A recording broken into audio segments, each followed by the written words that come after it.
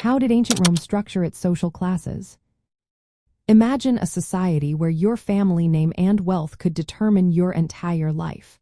That was the reality in ancient Rome, a place with a very organized social ladder. At the very top were the patricians. These were the aristocratic families who claimed they descended from Rome's founders. They held most of the political power and owned large estates. Patricians could hold high public offices like seats in the Senate and often served as religious leaders. They enjoyed privileges such as exemption from certain taxes and exclusive rights to govern. Below the patricians were the plebeians. These were the common people, including farmers, artisans, merchants, and laborers. They made up most of the population. Early on, plebeians had limited rights and less wealth. Over time, through a series of political fights called the conflict of the orders, they gained more rights and some political representation. Still, the difference between patricians and plebeians remained noticeable. Next came the equestrians, also known as the knights or equites.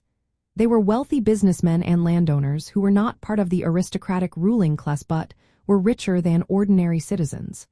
They often engaged in commerce, finance, and trade. Some equestrians could enter the Senate if they gained political office, but their main role was in business and wealth accumulation. At the bottom of the social ladder were the slaves. They had no legal rights and were considered property. Slaves performed many kinds of work, from household chores to farming, mining, and public construction.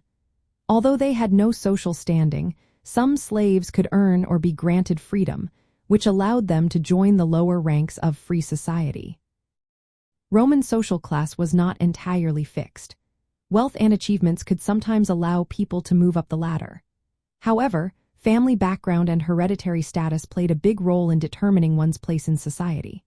The family was very important, with the male head of the household, called the pater familias, holding authority over everyone else. Gender and citizenship also influenced social standing, with freeborn male citizens enjoying the most rights. In summary, ancient Rome's social structure was a clear hierarchy. Patricians were the hereditary aristocrats, plebeians made up the common citizens, equestrians were wealthy landowners and businessmen, and slaves had no rights. This system shaped politics, work, and daily life, reflecting the importance Romans placed on family, wealth, and civic duty. Understanding this helps us see how Roman society functioned and why it was so organized.